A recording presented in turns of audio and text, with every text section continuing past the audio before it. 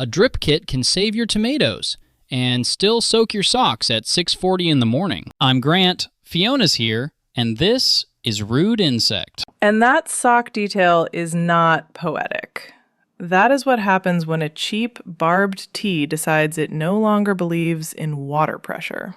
Today we're talking garden drip irrigation kits for raised beds and containers, especially the stuff that actually matters once it's in mulch, wrapped around tomato cages, and being judged by thirsty basil. The big idea is this.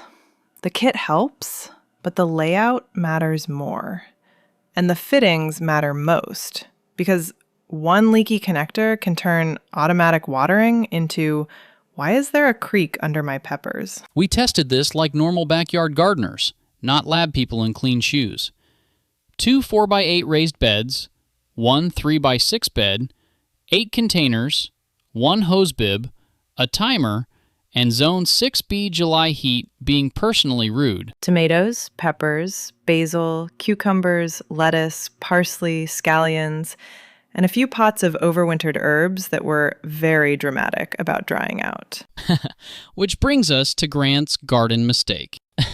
I once installed drip in a row of patio pots and felt like a genius. Timer set, tubing tucked, emitters placed. Then I realized I had watered the decorative gravel in 3 pots for 2 days, while the basil sat just outside the wet spot, looking like old tissue paper. That was not irrigation. That was a tiny municipal fountain system. I blame confidence. I blame not turning the system on and watching it for 10 minutes before walking away. That's the first rule. Run it. Look for leaks. Watch where the water actually lands. Then mulch over the lines. So if someone's buying one kit first for a kitchen garden, you leaned toward the Rainbird Grudner Kit Drip Irrigation Gardener's Drip Kit. Yes. Not because it's perfect. Because it was the least annoying balance of tubing, fittings, and flexibility for raised beds where crops change through the season. Spring peas are not summer tomatoes, and fall greens don't need the same layout either. And replacement parts are easy to find. That matters. If a rabbit chews 1/4-inch tubing on a Sunday evening, I do not want a specialty treasure hunt.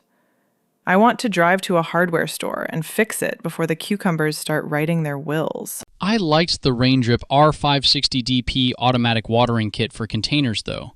It felt friendly. Like, hey, beginner, we can get water to these patio pots without you becoming an irrigation engineer. Friendly, yes, but you kept trying to make it run like a bigger raised bed system. I had ambition. You had spaghetti tubing. For patio pots, it makes sense. For longer runs, split zones, or cleaner raised bed layouts, I preferred Rainbird. What about the smart modular planter with app control and automatic water cycling, the MP1? Different category. It's not really a hose-fed garden drip kit. It's more of a contained planter system that manages watering inside its own little world. Handy for a balcony, tiny patio, or someone who doesn't want to mess with hose threads. But you're buying the planter ecosystem, not just irrigation parts you can move wherever. Exactly. And the solar system with panel and battery or the LED growing light system makes sense if you already have the MP1. I would not treat those as general garden irrigation buys. We should talk timers, because I keep saying drip saves time. It saves time when paired with a decent hose timer, a filter, and usually a pressure reducer. Drip without a timer still saves water, but it does not save your morning. And the pressure reducer keeps things from popping apart? It helps. Most backyard hose pressure is more than tiny drip fittings enjoy. Too much pressure can make emitters spray oddly, push connectors loose, or turn a gentle line into a sock attack. The 4 things we watched were leaks, emitters clogging or watering the wrong spot, tubing kinking in heat, and whether the setup played nicely with a timer. Also, containers need more attention than raised beds. A 5-gallon grow bag in July can dry out much faster than a mulched bed. So don't copy-paste the same runtime across everything and assume fairness.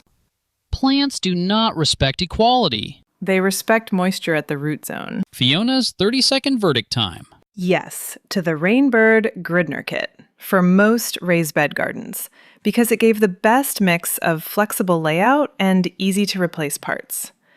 Maybe to the Raindrip R560 DP if your main problem is patio containers and you want a simpler starting point. Skip the idea that any kit is truly set it and forget it.